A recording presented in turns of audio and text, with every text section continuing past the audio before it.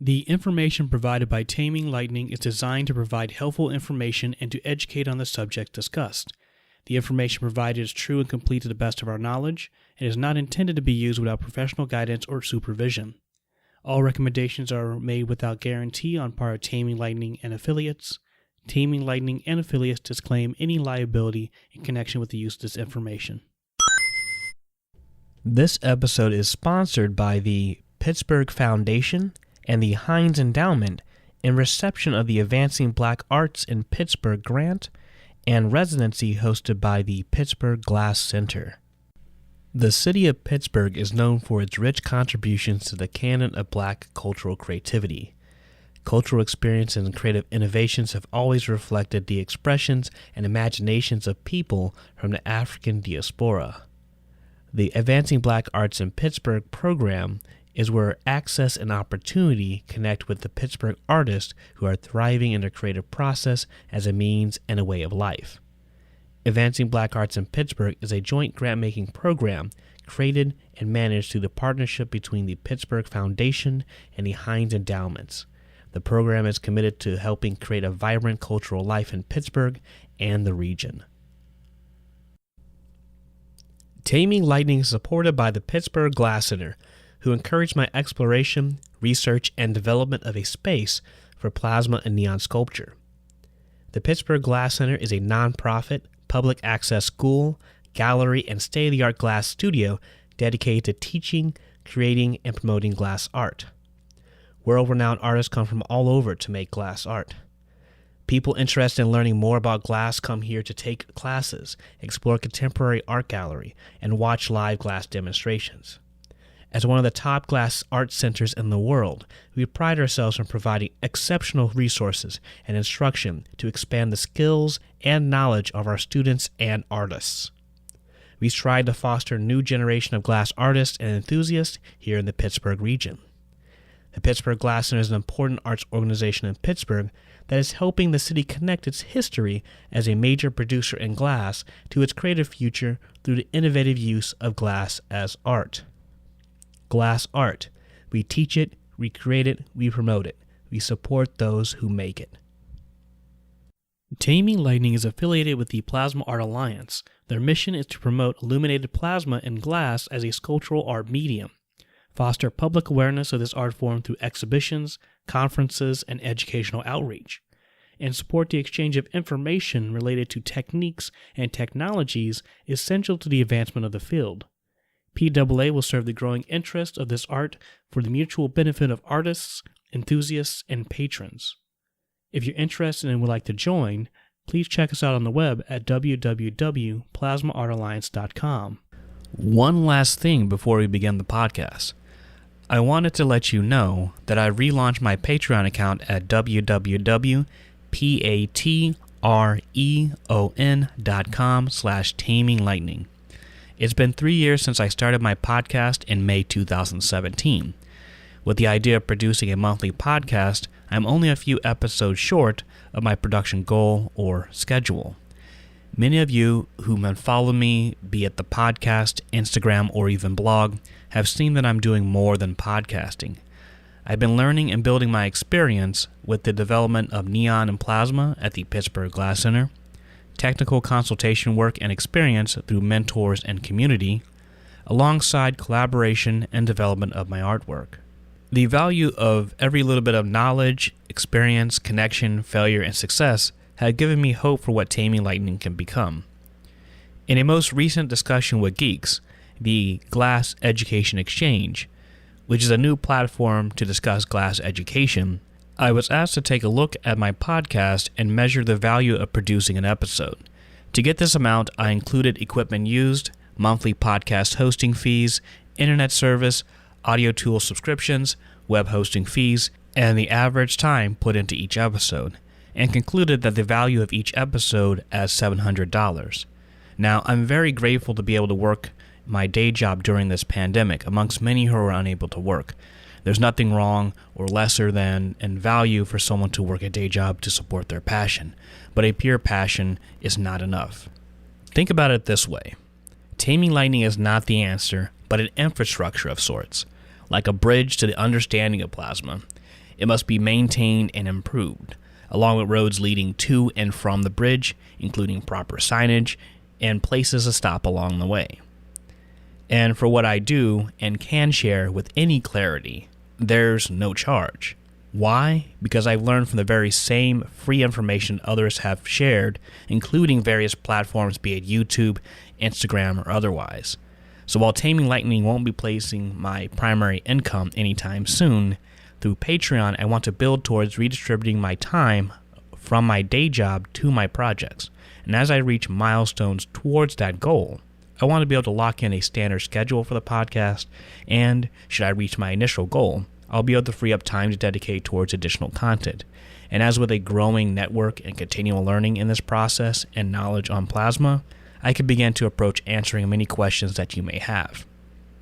So you're probably wondering what benefits I'm offering. Well, first of all, let's start out what Patreon is. It is a monthly donation subscription in which I have several different tiers that are available.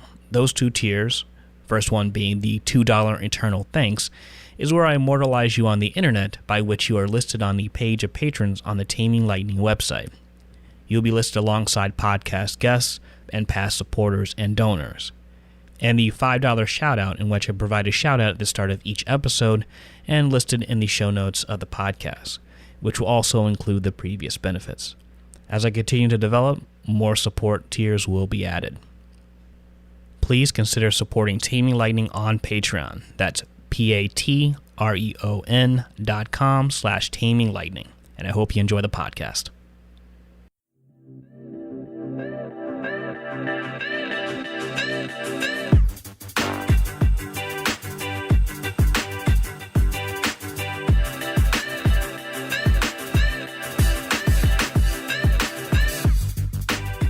Welcome back, or welcome to the Taming Lightning podcast. I'm Percy Eccles II. I'm the creator and host of Taming Lightning, as well as the emerging plasma tech at Pittsburgh Glass Center. Taming Lightning podcast features a series of conversations to help expand our understanding of plasma and neon light, looking beyond its associations with novelty and sign making, and to explore the potential for noble gases as an artistic medium. The intro is Boost by Joachim Karud. Joachim is a Swedish artist who loves to produce chill and happy music, and does so for copyright-free use. Be sure to support his music by giving credit when used, subscribing, and/or by donation. You can find him on Facebook, Twitter, YouTube, SoundCloud, and Spotify.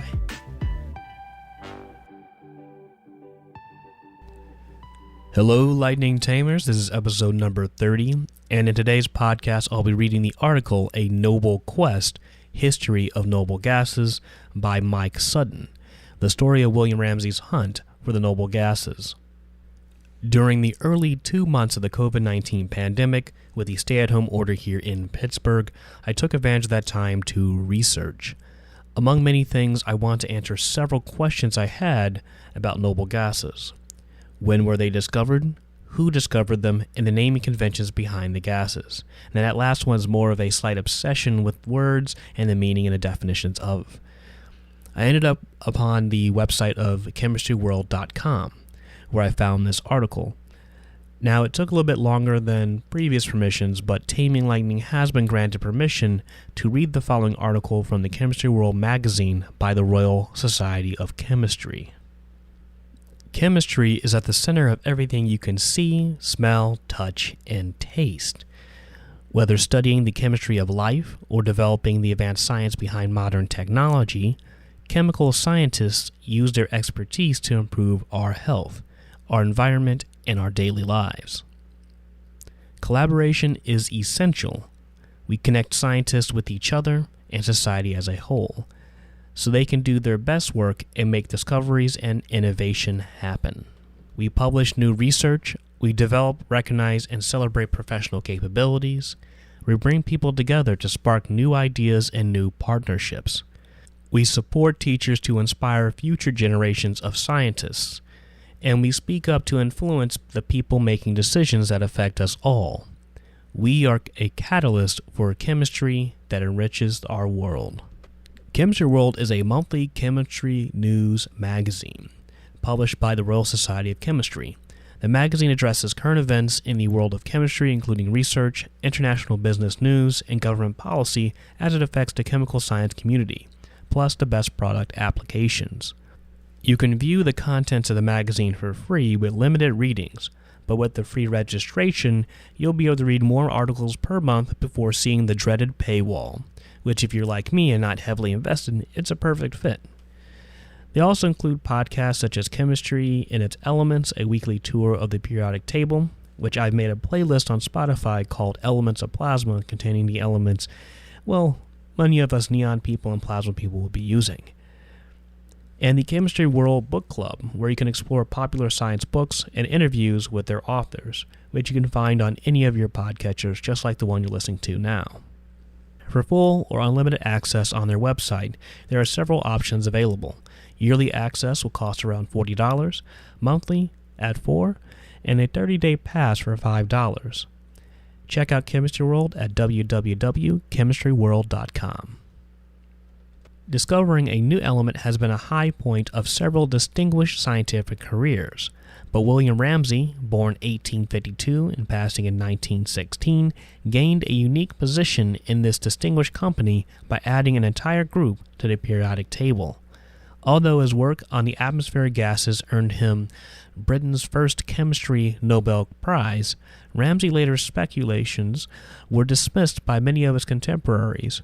Nevertheless, during the century since his death, some of those ideas have been partially vindicated. Ramsay was a Scot, born into a Glasgow family with strong scientific connections. His father's relatives manufactured dyestuffs, and his mother's included several medical practitioners. Both grandfathers published work on chemistry, and one uncle was a distinguished geologist. William entered Glasgow University in 1866, and science was his primary interest. Since the university's laboratory facilities were limited, Ramsay acquired practical skills by working for 18 months under the public analyst Robert Tatlock. He continued attending lectures for a while, but left without graduating to go to Germany, visiting Robert Bunsen's laboratory at Heidelberg, and then studying with Rudolf Fittig in Tübingen, where a thesis on nitrotoluic acids earned him a Ph.D. in 1872. After Ramsay returned to Glasgow, initially as a laboratory assistant at Anderson's College, then from 1874 as an assistant tutor at the university, he published further research on organic substances. However, his attention was already shifting towards physical chemistry when he was appointed professor of chemistry at Bristol University's College in 1880, the forerunner for today's University of Bristol. In the following year, he married Margaret Buchanan, and they had a son and a daughter during his tenure there. By 1887, Ramsay was the college's principal and had begun planning its progression to full university status. But in that year, he accepted their chair of general chemistry at the University College London, remaining there until his retirement in 1912. In 1902, he was knighted, and in 1904, he received the Nobel Award. Thereafter, though busy as an advisor to the government and industry, and as a campaigner for better science education, he continued doing research until shortly before his death. Mystery gases. Although Ramsay's greatest successes came in London, their foundations were laid at Bristol. His work there, much of it in collaboration with Sidney Young, included making precise measurements of the physical properties of many liquid and gaseous substances. Some significant conclusions about molecular association and dissociation emerged from these experiments, but the manipulative skill, particularly in glass blowing, which Ramsay acquired along the way, was crucial for his more celebrated discoveries. These began in 1894 following communication with Lord Rayleigh. Rayleigh had been a professor of physics at Cambridge University's Cavendish Laboratory from 1879 to 1884, but was then an independent researcher with a private laboratory and an appointment at the Royal Institution. Having discovered that atmospheric nitrogen was denser by about 0.5% than nitrogen from chemical compounds, he suspected the presence of a hitherto unknown gas. Later, he learned that Henry Cavendish, after whom the Cambridge laboratory was named, had achieved a similar result many years before. Cavendish had noticed that when the known atmospheric gases were chemically removed from a sample of air, a tiny bubble remained. He could not identify it, and for a century it was forgotten. Rayleigh and Ramsay agreed to pursue this gas together, and Ramsay isolated it by passing atmospheric nitrogen over red-hot magnesium to form magnesium nitride. He found the gaseous residue, an astonishingly indifferent body. Even fluorine would not combine with it. Following a preliminary report at the 1894 British Association meeting, Rayleigh and Ramsay announced that the discovery of a new element to the Royal Society in January 1895. Their name for it, argon, derived from the Greek word for idol.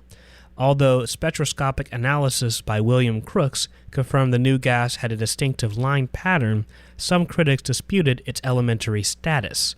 Ramsay ignored them and was soon pursuing another mystery gas. Chemists, know your place. In February 1895, the British mineralogist Henry Myers alerted Ramsay to an unusual property of cleveite, a mineral consisting mainly of uranium dioxide.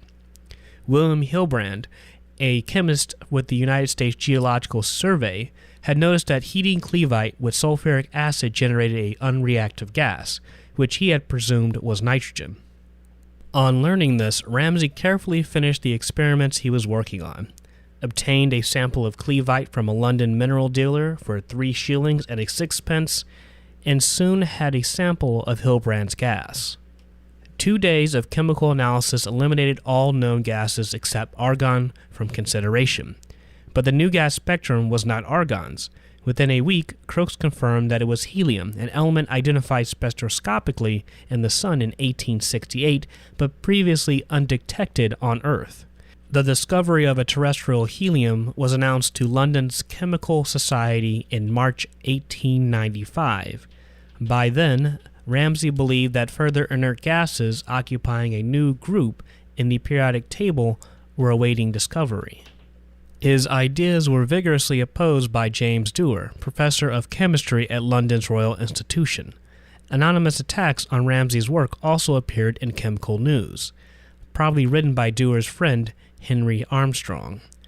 Rayleigh soon abandoned this chemist's quarrel and returned to a more gentlemanly world of physics where, as he later commented, second-rate men seemed to know their place. Ramsay, however, battled on. One obstacle to argon's acceptance as an element was its apparent atomic weight.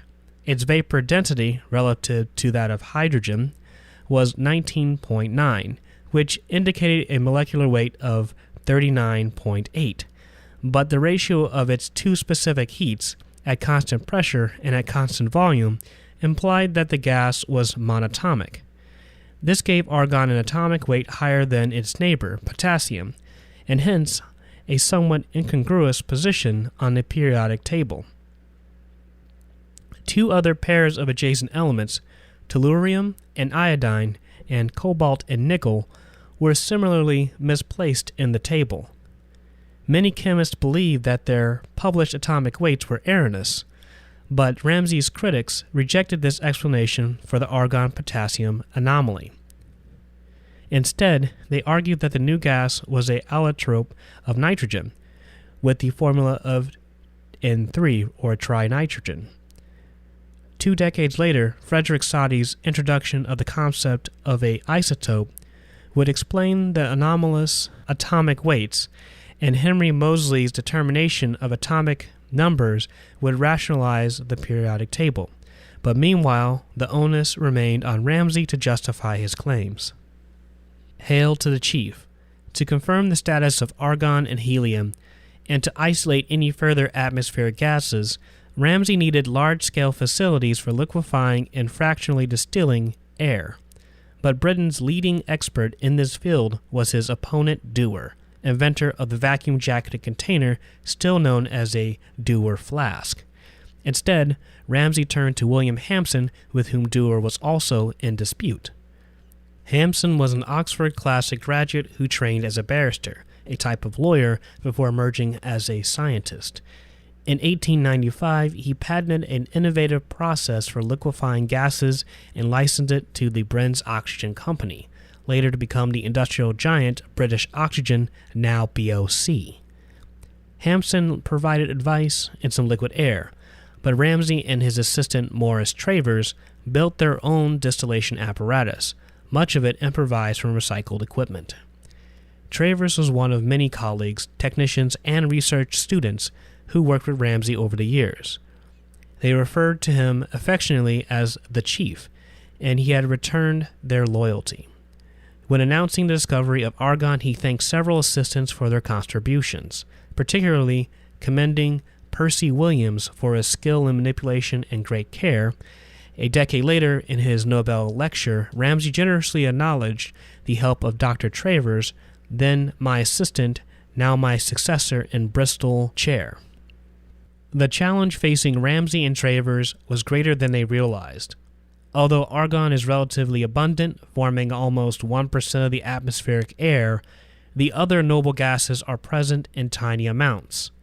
Neon 20 parts per million, krypton 1 part per million, and xenon 0.1 part per million. Nevertheless, by mid-1898, they had isolated enough of these gases to map out the spectra and confirm their chemical inactivity. Unfortunately, Ramsay also briefly claimed the discovery of another element, a meta-argon, with the atomic weight slightly less than argon and different lines in its spectrum. Others could not confirm this result, and Ramsay soon found that these anomalies were due to traces of carbon monoxide in its argon sample. On announcing this, he commented ironically, "Should we under such circumstances regret the publication of an error? It seems to me that an occasional error should be excusable. No one can be infallible, and besides, in these conjectures, one has always a large number of good friends who promptly correct their inaccuracy." Curious emanations. Despite the setback and Travers' departure for independent career, Ramsay continued his quest. While he had been studying the noble gases, several investigators, notably Ernest Rutherford and Pierre and Marie Curie, had found that some radioactive elements released a heavy gas, which Rutherford called emanation. Since it appeared to belong to the noble gas family, it naturally attracted Ramsay's attention. This radioactive gas took different forms: thorium emanation, radium emanation, and actinium emanation, which were eventually identified as isotopes for the same element. Radium emanation, later simply called radon, was the longest lived, with a half-life of 3.8 days. In 1903, Ramsay joined forces with Rutherford's former collaborator, Frederick Soddy, to study it. They found that a sealed container of radon, if left standing for a time, eventually generated the characteristic spectrum line of helium. This important result supported Rutherford's suggestion that the positively charged alpha particles emitted by radon and other radioactive elements were actually the nuclei of helium atoms.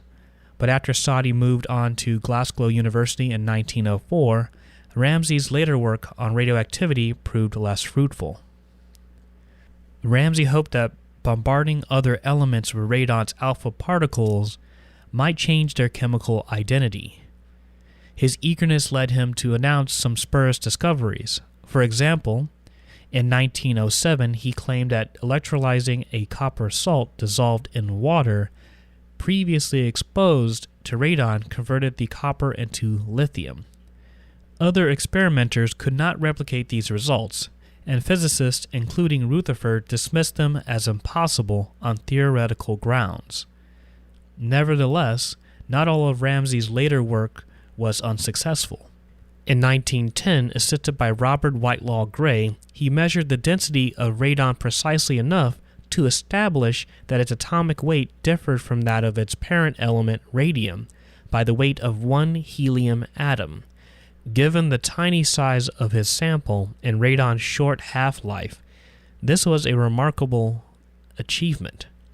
It also supported Rutherford's conviction that alpha particles were helium nuclei. Sealed for 100 years. On June 10, 2004, a commission of the French Academy of Sciences opened a sealed packet, numbered 5038, and discovered Ramsay's first communication of unidentified heavy and inert gases from July 1894.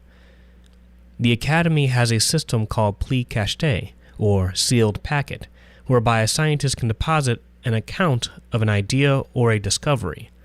This would be sealed, numbered, and kept until it could be opened by the depositor if they wanted to establish a prior claim to an invention.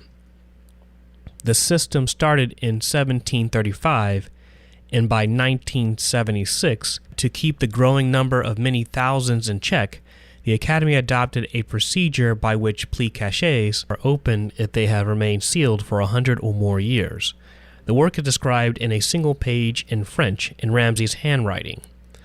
He postulates that the unknown might be trinitrogen, comparable with ozone, which is trioxygen, formed perhaps as a byproduct in a reaction with magnesium, or it might be a new element which, if it were, he would have called ikazote with the symbol EZ. Ramsay wrote that he wanted to check the yields of magnesium nitride and the heavy gas against the amount of nitrogen which has reacted. By August 4th, he had done those experiments and had decided that he had isolated a new elementary gas, and he wrote to Rayleigh, beginning, "I have isolated the gas." The whole work had thus been done in just 1 month. Pushing the limits. Ramsay retired in 1912, but his love for hands-on experimental work, which was the key to his success, was also fatal. No precautions were taken in handling the radioactive material. Radium was even put into cosmetics and pharmaceuticals. And Ramsay's notebook from that period is still radioactive. He developed cancer of the jaw, and after 2 operations, he had died on July 23, 1916. Looking back from a century later, his career seems to be a mixture of dazzling successes and embarrassing blunders. Yet his aspirations, though over-optimistic, were not unreasonable. Only a dozen years after Ramsay's failed transmutation, Rutherford was converting nitrogen atoms into oxygen atoms by firing a beam of alpha particles at them. The development of powerful particle accelerators would eventually make such transformations a routine procedure. But meanwhile, others besides Ramsay let their imaginations outrun their capabilities. Researchers who push the technique of their day to the limit always risk such disappointments. Ramsay's successes, however, were far more significant than his errors. Yet even he could scarcely have imagined that 50 years after his retirement, another British chemist, Neil Bartlett, would finally persuade the so-called inert gases to form compounds. But that, however, is another story. The outro is The Process by Lakey Inspired. Jordan, aka Lakey, is a Los Angeles-based artist with the goal of inspiring others to create by sharing positive music around the world. Thus, he works hard to produce music every week for copyright-free use. Be sure to support his music by giving credit when used, subscribing, and/or by donation via Patreon. You can find him on Instagram, YouTube, SoundCloud, and Spotify. Thank you for listening to the Taming Lightning podcast.